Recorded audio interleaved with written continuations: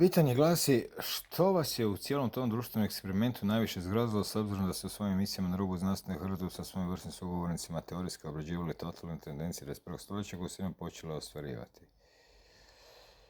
Pa, kao prvo, rekao bih da to nije nikakav društveni eksperiment, nego dio dugoročnog plana prema okrupnjavanju društvene organizacije u smjeru jednog, ajmo to nazvati, makro ili mega organizma. Znači nije to eksperiment, nego jedan od malih koraka.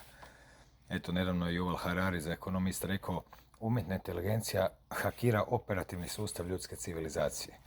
Drugim riječima, ono što je on rekao je da je cijela civilizacija u stvari neka vrsta analogne umjetne inteligencije koju sad zamjenjuje elektronska.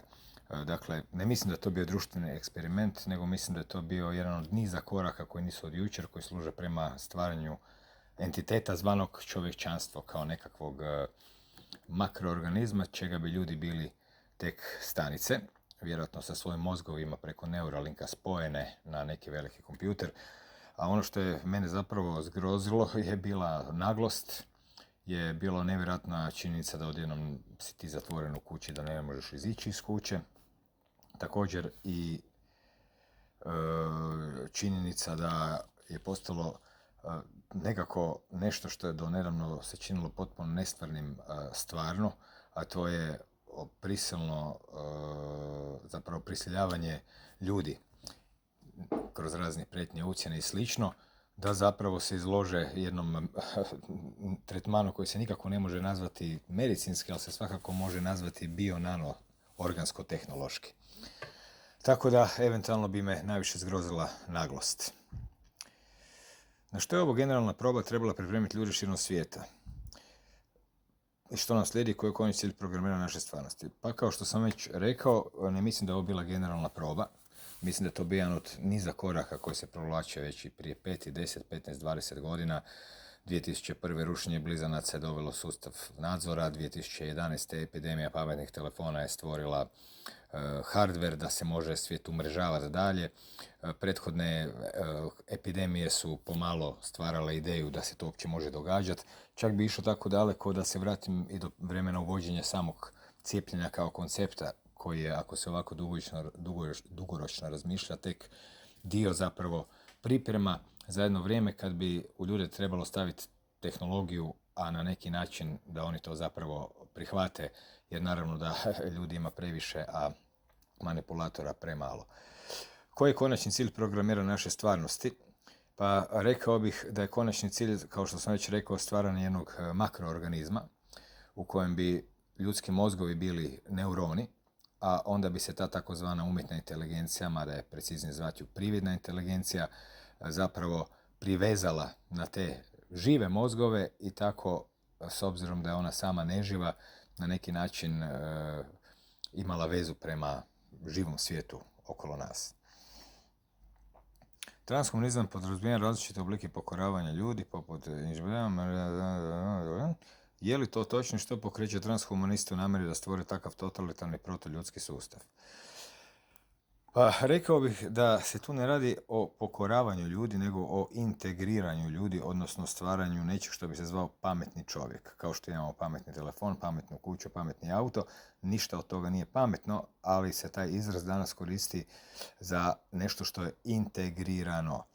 Drugim riječima, to jest neljudski sustav, jer je puno više nalik kukcima u nekoj košnici. On je naravno totalitaran, baš kao što su i košnice totalitarni organizmi na određeni način, mada mora se reći sa puno više prirodne neke demokracije od onog što se planira za ljudsko društvo. Ono što pokreće transhumaniste je to što oni služe nekome ili nečemu tko radi taj nadorganizam. Budući da je materijalni svijet u kojem živimo mali dio stvarnosti, možemo li svim tim nehumanim pronalizirati tete kao danas u trećem desetljeću 21. stoljeća mislim da se slobodno možemo vratiti malo unatrag i doći do knjiga koje je napisao David Icke, koji je zapravo jedni od svih autora vrlo precizno predvidio sve što se događa. koji je detaljno obradio razne sotonističke kultove koje imamo kroz kulturu i politiku i slično. I naravno tamo je uveo taj faktor nekih nezemaljskih entiteta koji nužno čak nisu samo nezemaljski, nego možda bismo trebali razmišljati u smislu međudimenzionalnosti, s obzirom da veliki dio stvarnosti mi i ne dohvaćamo, kao što je rečeno u pitanju. Tako da bih rekao da ako postoji neki upravljač ovih zbivanja koje navodno rade ljudi, a ljudima to, kao što vidimo, samima po sebi nije u naravi, rekao bih da zapravo se upravo kroz ono što se radi može donekle iščitavati priroda onog tko to radi. I čini se da ta priroda i sama nalikuje nekakvoj beživotnoj utilitarističkoj prividnoj inteligenciji, jer sustav s kojim se mi suočavamo nije u stvari toliko zao, on uopće nije zao. On je zapravo neljudski. Pa se naravno čovjeku čini zao jer mu oduzima sve što on treba da bi se osjećao ispunjeno kao čovjek. Mislim pritom na svrsishodni rad, mislim na obiteljske i društvene odnose s drugim ljudima. I pretpostavljam da se skoro transhumanizam sam po sebi i ne može interpretirati bez nekog faktora X koji izlazi izvan okvira ljudskog roda. Hoće li se noviti vladari uspjeti ustrojiti totalni digitalni zatvor za ono primjenu genetski smučenja? Pa, u ovom pitanju, kao i u prethodnima, ima dosta pretpostavki i implicitnih sadržaja. Dakle, prvo je pitanje nije li suvremeni čovjek već nekad davno genetski smučkan, jer kad se promatra transhumanizam, njega se zapravo ne može promatrati izvan okvira cjelokupnog misterija nastanka sustava koji zovemo civilizacija, sa posebnim obraćanjem pažnje na sve one mitološke priče koje su obrađivali od Denekena i preko Sičina nadalje drugi autori, koji upućuju na tekstove ljudi iz onog vremena koji su govorili o nekim Anunnakima, koji su stvorili čovjeka, da im bude nekakav rob i tako dalje. Drugim riječima, rekao bih da je ovo samo korak dalje u tom, kako je rečeno u pitanju, genetskog mučkanja. U principu, transhumanizam naravno ide na djecu. On računa i na narednih 10, 20, 30 godina i zbog toga mu je ključno stvoriti uvjerenje o svijetu i navući djecu na taj svoj svijet u kojem će ona biti naravno nekako prirodna, odnosno osjećat će se prirodno, a mi stariji ćemo vjerojatno izumreti kao što to biološki se zbiva samim protokom vremena. Ključno je pitanje hoće li se pojaviti dvije ljudske rase.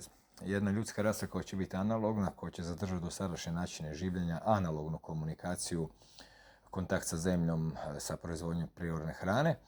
I druga vrsta koja će zapravo biti visoko integrirana, puna čipova, sa ugrađenim zjenicama u očima kojim u mozgu stvaraju nekakvu digitalnu sliku paralelne stvarnosti koja se onda miješa sa ovom našom stvarnošću i tako dalje. To su već čari tog metaverzuma. Drugim riječima, kad se pita kako bi taj pakao trebao izgledati, on bi trebao izgledati vrlo histerično.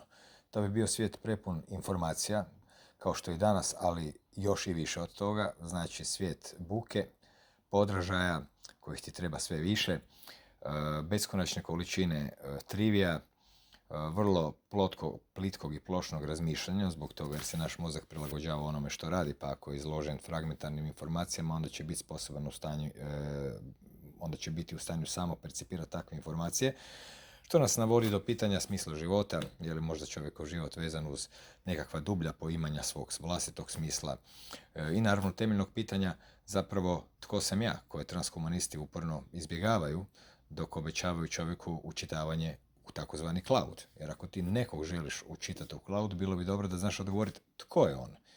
Transhumanisti potiču od materialističke paradigme u kojoj se govori da je to zapravo sve zbir materijalnih sastojaka koji su se nekako usložili u živo biće i naravno oni potpuno negiraju bilo kako postojanje duha.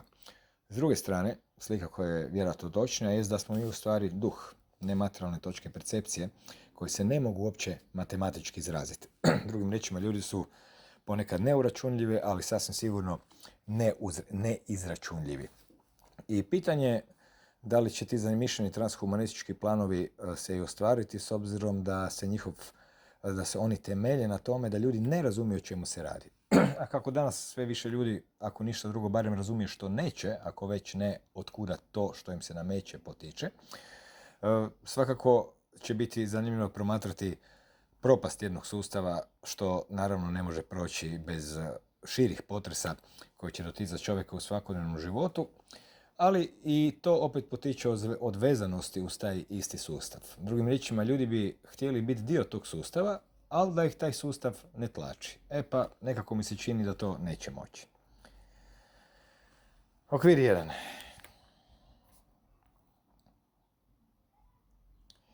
Sve više neovisnih znanstvenika tvrdi da eksponencijalno sve problema, pa što su htjeli time postići.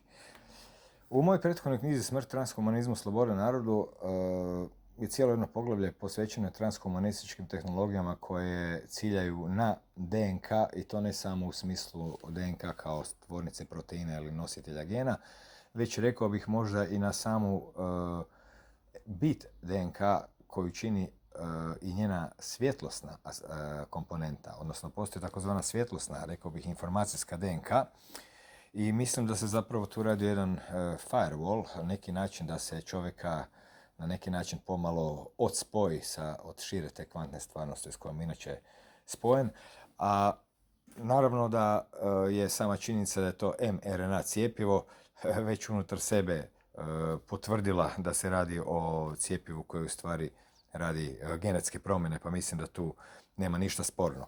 Druga je stvar što mislim da je taj dio genetske manipulacije manje važan dio, a da su puno važni dijelovi neke tvari poput grafenovog oksida, dakle koje se mogu same preslagivati u skladu sa električnim poljima kojima su izložene. Zato jer, kao što sam u knjizi napisao, mislim da je temeljni cilj transhumanizma, u kojem on zapravo kroz neku marketinšku sliku vječnog života u cloudu prodaje čovjeku nekakvu bajku, da je temeljni cilj u stvari integrirati čovjeka do te mjere da tehnologija uđe u čovjeka. Ili ono što je lijepo Elon Musk nedavno rekao, želimo stvoriti dvosmjernu komunikaciju uma i računala. Pa ti vidi. Je li vam neobično žurno neko pozdravno neko legitimna tema? Dakle, je li mi neobično da postaju prihvaćene kao legitimne teme?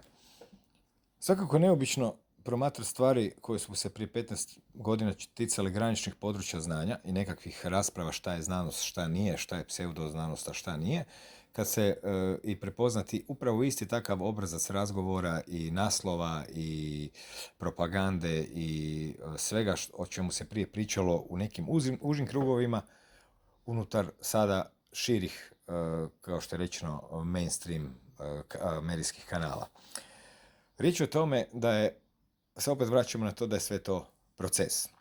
On je prvo počeo kod pitanja prirode stvarnosti. Znači, prva su napadanja bila na ufologe 70. godina. Onda početkom 21. stoljeća smišljen izraz pseudoznanost koji se ticao svih onih znanja i znanosti kojima su se bavili vrhunski svjetski znanstvenici u zadnjih 70-80 godina, a ne nekakvi laici, koja govore o tome da je stvarnost nematerijalna, da postoji nematerijalni fenomen svijesti, da postoji alternativni pogled neki na arheologiju koji drugačije tumači nastanak civilizacija i sl.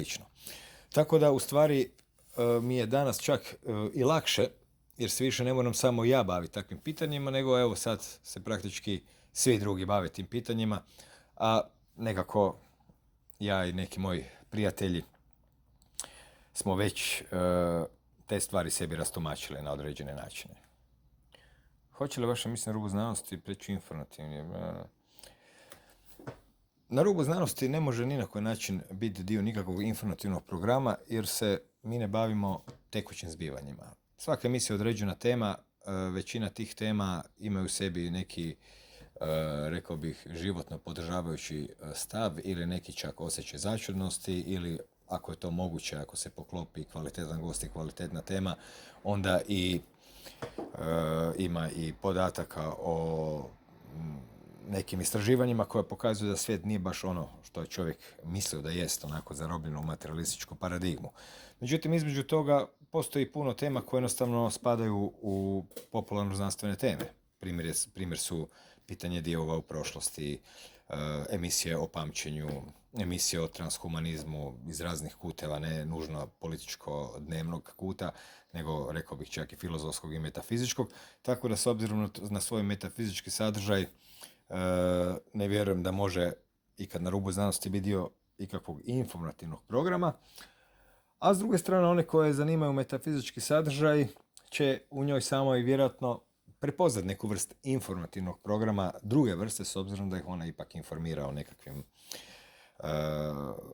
područjima koja možda u ovoj gužvi života i brzom ritmu zapravo budu neprimjećena ili jednostavno na neki način možda čak poluzaboravljena, jer svijet je jedan divovski stroj koji se neprekidno vrti i melje, pa to što je neki istraživač istraživao 70-ih, ne znam, psihokinotičku kirurgiju filipinskih iscijelitelja, a što je neki drugi američki znanstvenik istraživao remote viewing, teško da može ugroziti ili poremetiti ovu širu sliku, ovaj veliki kotač koji se vrti, ali ako ljudi nađu prostora u životu i obrate pažnju na te teme, u njima mogu naći puno vrata koja se otvaraju prema nekim drugačijim širim stvarnostima.